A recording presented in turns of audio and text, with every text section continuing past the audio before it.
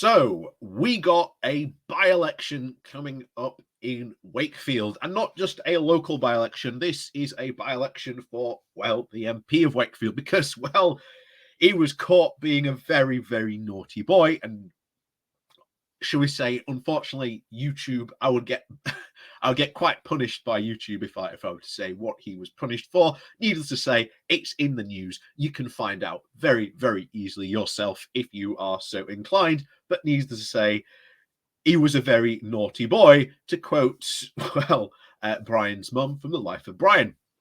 But of course, this means that this is an opportunity for Labour to go forward and retake a red wall seat. And remember, as we've said before, these red wall seats weren't taken with a great grand majority.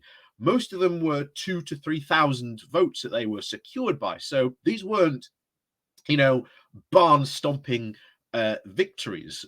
They were very, very narrow. And of course, 2,000 to 3,000 does sound like a lot, but in the grand scheme of things, where you're talking that this type of vote can normally attract sort of in total about, I think the total vote for Wakefield, if I remember correctly, was something in the region of 162,000 votes, something I think in the region of that, I think it was. So as you can see, a 2,000 to 3,000 vote swing can win you a good election victory, especially if it's a very close one. But I will agree with what we're going to go in the article, and I think I'll get more into it as we go over the article. I do agree this isn't going to be an easy election walkover. Like I say, Labour have been campaigning in there for the past couple of weeks. They've known this by-election is coming. It's going to happen. So they've already been out there campaigning. They've had Angela Rayner come up. Keir Starmer's been up there. Dan Jarvis has been over there a couple of times. I've had emails about, we want you to come and volunteer. I don't know Wakefield all that well, so that sort of stopped me going over and sort of volunteering, even though I sort of do. I'm quite interested in going in and getting involved and seeing, seeing how it all works. As I've said before, I don't know Wakefield, and of course, some of it does very much include at least having a knowledge of Wakefield. But anyway, we'll get into this article because I think it does bring up some sort of valid points about how it is not going to be sort of an easy walkover that Labour are anticipating, and I agree. But again, we'll get into sort of why and sort of areas where we disagree on that. But of course, as always, before we do go jumping into that, please do remember to hit that like, share, and subscribe button. And of course, down below, there are links to my Patreon page and a one-off donation link called Buy Me Coffee, where you can, well, buy me coffee. And as always, thank you very much to all those people who do support the channel that way. So, as always, on with this. There we go. So, this comes from the Yorkshire Bylines with the title of Why the Wakefield, pardon me, Why the Wakefield by-election Won't Be a Labour Walkover. The Wakefield by-election has not been declared, and already expectations are being set for a Labour win. In his analysis, the New Statesman's Ben Walker declared the seat is a must-win for Labour. Anything less would mean that Labour is underperforming and doing something very, very wrong. And I agree with that statement. Labour has to win this. I think this would set a very, very good momentum for going into the next general election to retake all those red wall seats.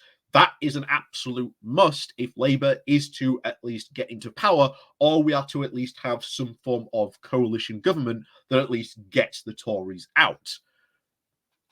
And one of the things that we're going to go for is they have to get involved.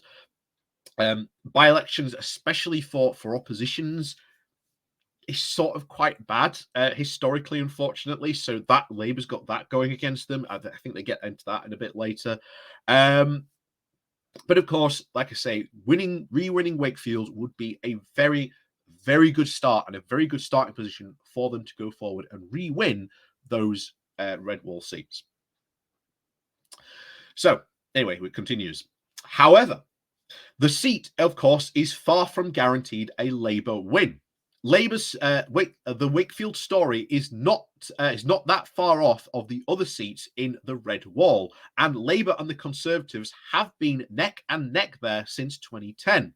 And the Conservatives came within at least 350 votes of winning back in 1983. And of course, dig a little deeper, and there are many reasons to suspect that Labour may have a harder time than expecting a win to try and win back this seat. And like I say, they'll go into the reasons now, right? I do sort of agree with them. So Labour, bad at by-elections.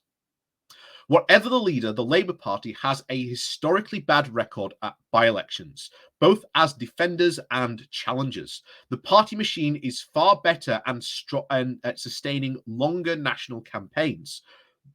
And of course, but it lacks the agility of the smaller parties like the Greens or the Liberal Democrats. One of the things, again, I want to say, Labour have been out there for quite some time.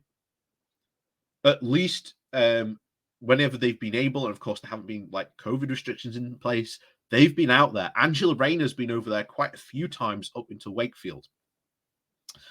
So part of this, of course, is simply due to Labour's status as one of the two main parties. It's easier to mobilise a protest vote, and for a more centrist party like the Lib Dems, or one of the generally positive, non-threatening brands like the Greens, in comparison, voting Labour has connotations to it.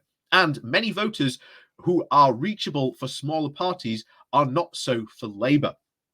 This is shown by, again, in the numbers. But of course, in the 12 by-elections in the Conservative seats since 2010, Labour have only gained votes in 2, getting muscled out in the process of the vote, even in seats where they were previously in second place, like Clacton and Newark. Of these, they have only won one by-election, and that was Corby back in 2012. Corby, however, is arguably a lot more like Wakefield than any of those other 11 seats contested in that period. It was a Labour-Tory marginal, with the Conservatives only having recently won it in the 2010 election, with a very negligible, with a very small, slim vote from the other parties. And of course, there are demographic changes going on in Wakefield as well. Wakefield's demographics also make it less favourable to Labour than in the average seat in the UK. The seat has more Leave voters and fewer graduates and fewer foreign-born residents than the average UK constituency, making it in higher numbers of voters who are increasingly turning Conservative. This was demonstrated at the local 2021 local elections. Then the Conservatives had their best ever performance, winning 3 of the 6 ward seats that make up Wakefield constituency and leading Labour in the popular vote for the first time since 2008. Wakefield has also had a very historic, strong UKIP presence. And as we've said this before, a lot of these UKIP people are just saying, well, UKIP doesn't exist anymore. The Conservatives have gone back to the far-right party we always wanted them to be. Let's go back to UKIP. And you look at the UKIP vote historically, and it's roughly between like 10 to 15%. Again, it varies wherever you go through the country. But then that 10 and 15% is now obviously going to the Conservatives. And of course, elections both in 2019 and 2021 seem to indicate the Conservatives have effectively now swallowed that vote, as we just said.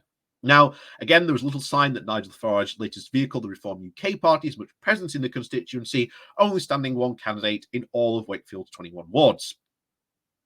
And of course, all by-elections have wide fields full of weird and wacky candidates, but there is a real risk in Wakefield that a number of parties could come out strong in campaigns to try and contest the protest vote.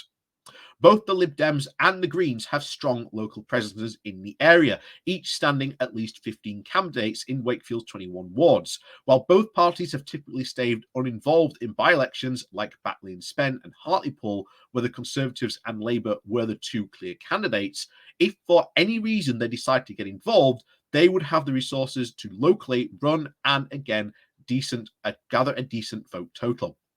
And this is where we've said before, we need to see this election pact get solidified now. Basically, just go to the Lib Dems, and again, they also need to get the Greens involved as well. say, because to be honest, the Labour green policy is pretty fantastic. To be honest, like I say, go and check it out yourself.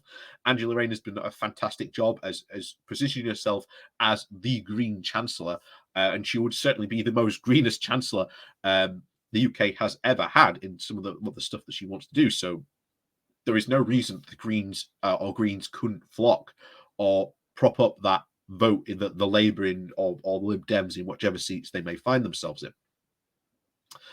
So already the Yorkshire Party has confirmed that they will be standing a candidate, having come a surprise third place in last year's West Yorkshire mayoral election, and of course winning at least 12% of the vote in Wakefield.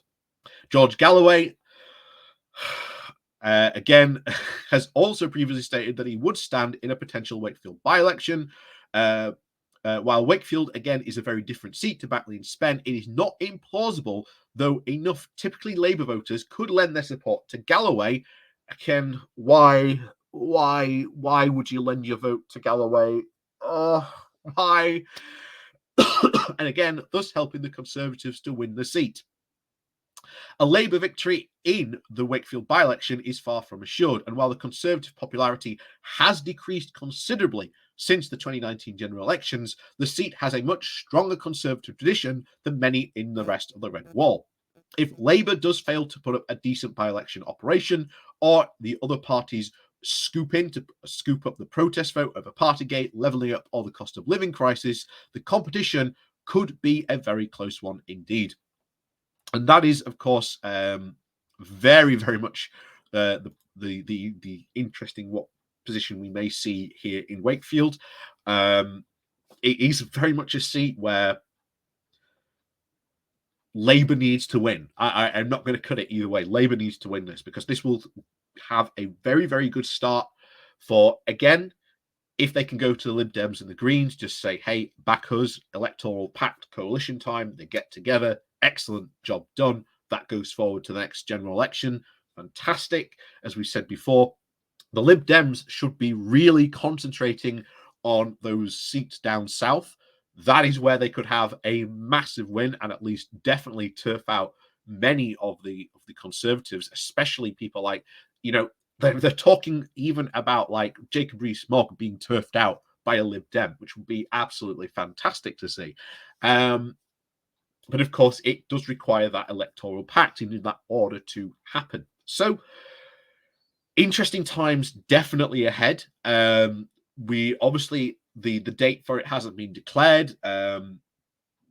We will definitely be covering, of course, Galloway if he decides to run again, in the hopes that we can dissuade people from voting for that absolute lunatic.